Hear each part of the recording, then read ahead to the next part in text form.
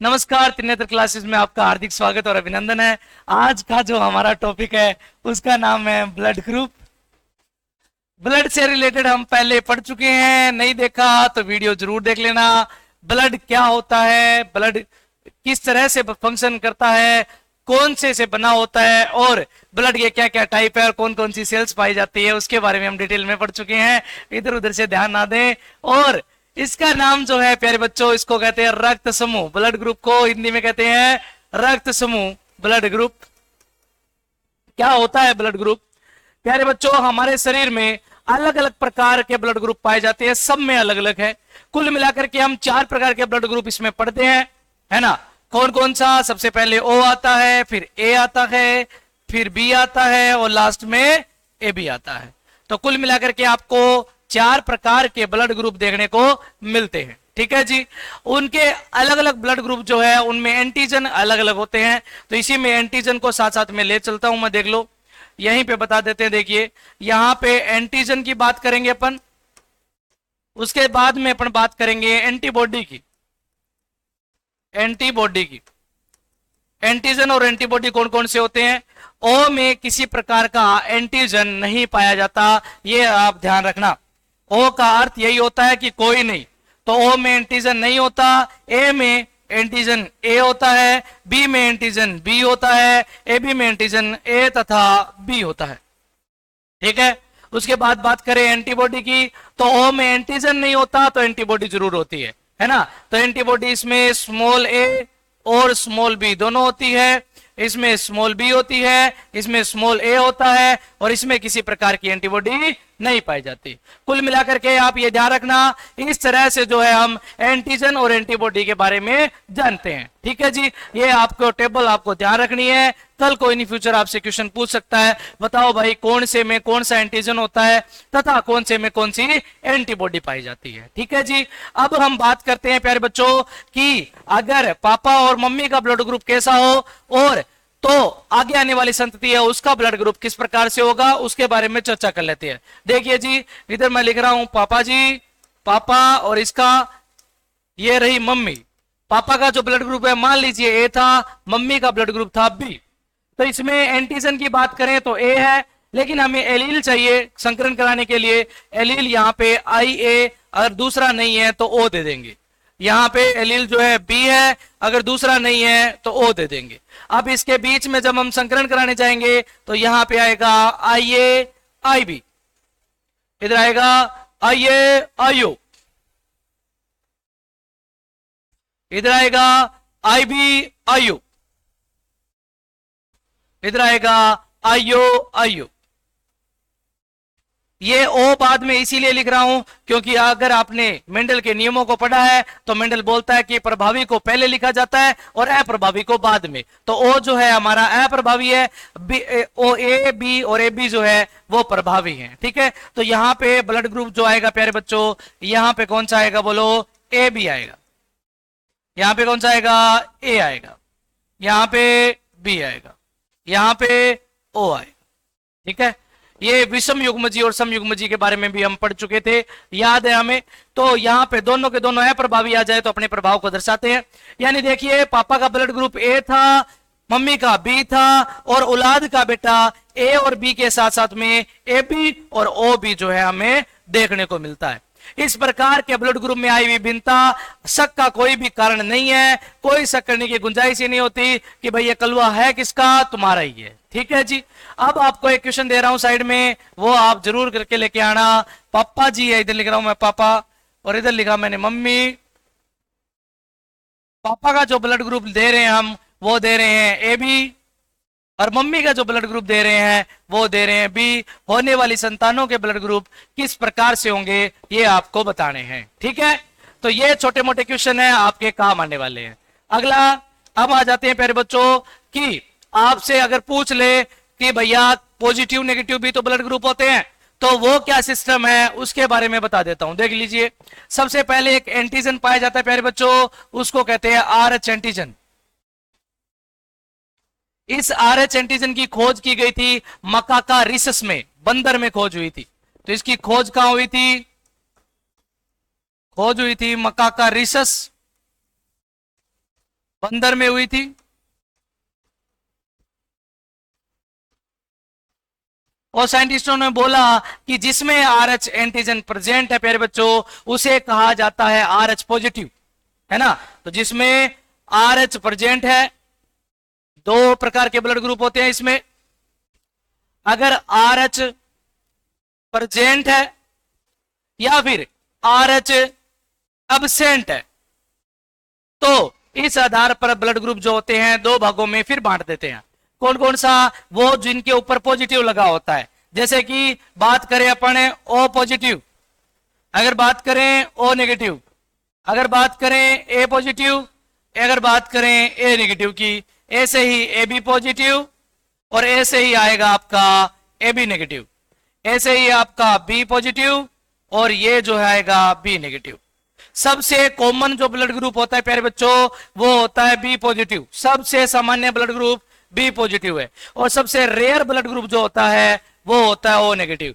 तो मैंने बोला कॉमन ब्लड ग्रुप कौन सा होता है? कॉमन ब्लड ग्रुप ये जो होता है प्यारे बच्चों वो होता है बी पॉजिटिव।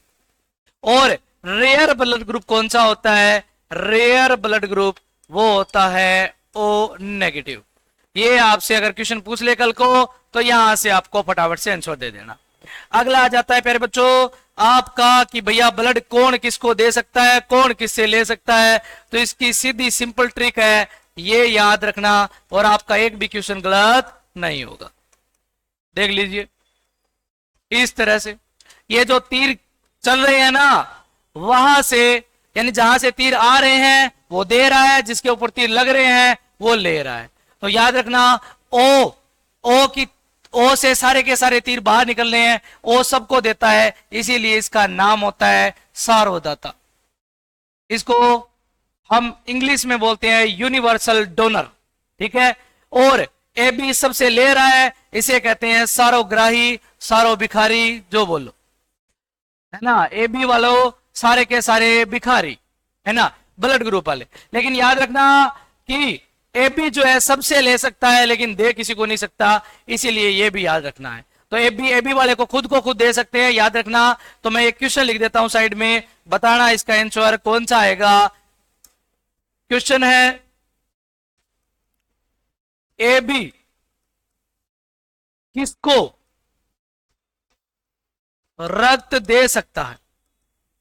रक्त दे सकता है। पहला ऑप्शन ओ को, दूसरा ऑप्शन बी को, तीसरा ऑप्शन ए बी को, और चौथा ऑप्शन ए को। और जेट के एग्जाम में पांचवा भी आता है, जो नहीं आता तो छोड़ते हैं, इसीलिए उसको बनाते हैं मन मर्जी। My life my rule, don't call मी बेफिजूल। तो ये आपके सामने है, आंसर आपको कमेंट सेक्शन में जरूर देना है, ठीक है। बिल्कुल ही सिंपल सिंपल, है ना, कोई विशेष वाले क्वेश्चन है नहीं, ठीक है। ओके, अब अगर दूसरा क्वेश्चन भी पूछ ले ऐसे कैसे, बोले आपसे क्वेश्चन आया, क्वेश्चन दे रहा हूं मैं यहां पे। क्वेश्चन ए बी के लिए सही कथन है, ए बी के लिए सही कथन है।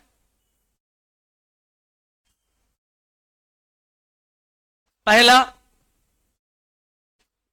पहला यह सार्वत्रिक ग्राही होता है। दूसरा, यह बी से रक्त ले सकता है।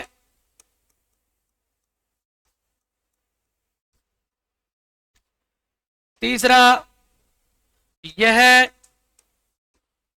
किसी अन्य को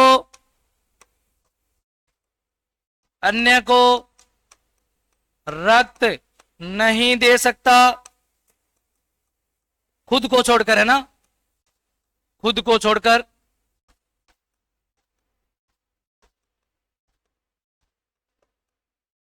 ओके, डी ऑप्शन सभी कथन सत्य है, सभी कथन सत्य है। और ई ऑप्शन मैनू नहीं पता, मुझे नहीं पता, मुझसे मत पूछो ना, और मेरी मर्जी। ये रहा आपका दूसरा क्वेश्चन। फटाक से इसके आंसर भी आपको कमेंट सेक्शन में देने हैं, ठीक है जी। हाँ जी, अब ब्लड ग्रुप से रिलेटेड हमारे सारे तमजम क्वेश्चन जो है खत्म हो गए। ब्लड ग्रुप हमारा खत्म है। जेट में इससे ज्यादा आपसे नहीं पूछेगा। नीट का बेसिक हो गया है, पूरा का पूरा डिटेल में तो नीट है नहीं, तो जेट जो है आपका कंप्लीट और नीट आपका बेसिक कंप्लीट है, ठीक है जी। अब आ जाते हैं प्यारे बच्चों कि हमें एक ब्लड से रिलेटेड ईसीजी टॉपिक और बच्चा है हमारा, वो भी निपटा देते हैं साथ में ही। आ जाओ, ईसीजी। ईसीजी पूरा नाम इलेक्ट्रोकार्डियोग्राम, ठीक है। अगर तुमने देखा हो पुरानी फिल्मों में और या फिर आजकल की नई फिल्मों में भी हो सकता है कि एक हमारा हीरो जो वो विलन के साथ पंगे लेकर के मार खा के आया है, वो पड़ा रहता है और उसका साउंड इस तरह से पीप पीप इस तरह से जो है साउंड आती जाती है और वो ऐसे ऐसे करके चलता रहता है ना। इसे कहते हैं प्यारे बच्चों ईसीजी। इसे इसका पूरा नाम इलेक्ट्रोकार्डियोग्राफ है और इनको मिलाकर के इलेक्ट्रोकार्डियोग्राम के नाम से जाना जाता है। इसमें किस प्रकार से तरंगे होती है उनके बारे में पूरा डिटेल में चलेंगे। देखिए, ये होती है सबसे पहले पी तरंग, थोड़ा नीचे ऊपर चला जाएगा और यहां पे आता है आपका क्यूआरएस और लास्ट में आ जाती है आपकी टी तरंग। तो ये पी है, ये क्यू है, ये आर है, ये एस है और ये टी है। तो चार प्रकार की जो है आपको नाम और ये कुल मिलाकर के 3 प्रकार की तरंगे आपको देखने को मिलती है। ये जो पी तरंग है प्यारे बच्चों, ये संबंधित होती है आलिंदों से। ये जो पी तरंग है उसका मतलब ये आलिंदों के वी ध्रुवण को बताएगी, आलिंदों का वी ध्रुवण। इन शॉर्ट लिखा हूं तो प्यारे बच्चों ये आलिंदों के सकुंचन को बताती है कि आलिंदन जो हमारे सकुंचित हो रहे हैं कि नहीं हो रहे, किस तरह से हो रहे हैं, उनके बारे में बताएगी, ठीक है। अब ये जो क्यू आर एस है, ये तीनों मिलकर के बताती है नील्यों के बारे में। तो ये बताएगी नील्यों के अध्रुवण को, नील्यों के अध्रुवण को, अर्थात ये नील्यों के सकुंचन को बताएगी, नील्यों का सकुंचन, नील्यों का सकुंचन।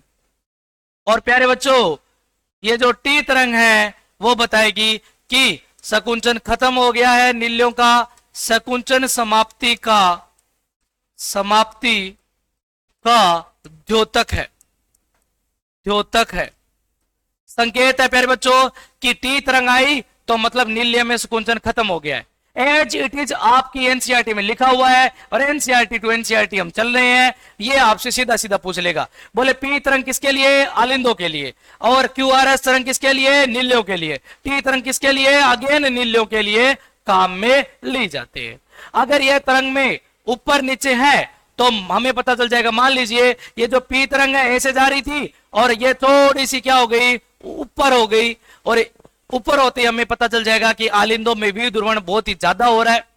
या फिर क्यूआरएस कॉम्प्लेक्स छोटा हो गया या बड़ा हो गया या फिर चौड़ा हो गया, तो उसके कारण हमें पता चल जाएगा कि नील्यों में गड़बड़ है। अगर टी तरंग ऊपर या नीचे या छोटी या मोटी हो गई तो हमें पता चल जाएगा कि नील्यों का जो सकुंचन है वो समाप्त हो रहा है ना, वो अच्छी तरीके से नहीं हो रहा। इस आधार पर हम क्या बता सकते हैं कि मनुष्य के दिल में कहां प्रॉब्लम है। तो तुम्हारी अगर दिल की धड़कन बढ़े तो उसके कारण ये P Q R S T बी है बदलता रहता है। इसे कहते हैं प्यारे बच्चों आपका ईसीजी, इलेक्ट्रोकार्डियोग्राम। और इसका जो शॉर्ट फॉर्म में ये जो ग्राफ दिख रहा है इसे कहते हैं इलेक्ट्रोकार्डियोग्राफ, ठीक है। तो ग्राफ और ग्राम में अंतर होता है, आप क्लियर करते जाना साथ साथ में। ये मैंने जो तीनों लिखे हैं प्यारे बच्चों, उस ये तीनों के तीनों आपकी अकॉर्डिंग टू एनसीईआरटी है, इसमें आपको कोई देखने की जरूरत नहीं है। अगर आप नीट के लिए भी देख रहे हो इस क्लास को तो आपके लिए कामयाब क्लास है, ये काम की चीज है आपके लिए। तो सीधा सीधा क्वेश्चन पूछ लेगा आपसे कि भैया ईसीजी के लिए सही कथन है, क्वेश्चन दे रहा हूं, आंसर आप बताना। क्वेश्चन, ईसीजी के लिए सत्य कथन है, सत्य कथन है। Question number 1, sorry option number 1, P तरंग। पी तरंग आलिंदों के विध्रुवण को बताती है। विध्रुवण का संकेतक है, का संकेतक है। Option number B, Q R S तरंग नीलियों के संकुंचन को बताता है। संकुंचन को बताता है। ऑप्शन नंबर सी, टी तरंग नीलियों के स्थिलन को बताता है। स्थिलन की शुरुआत का सूचक है। और ऑप्शन नंबर डी, सभी कथन सही है।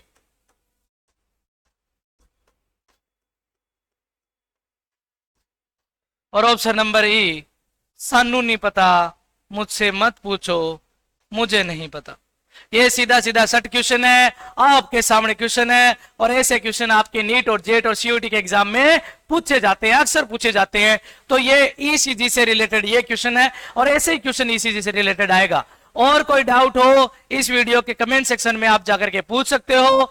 आशा करता हूं ये छोटी C small C Tinu Minu सी वीडियो आपको समझ में आई होगी। अगर आई हो तो बहुत बहुत बधाई, नहीं आई हो तो वापस से रिपीट करके देखे, उसमें तुम्हारी गलती है, मेरी थोड़ी, है ना। तो फिर मिलते हैं अगली क्लास में, तब तक के लिए जय हिंद, जय भारत।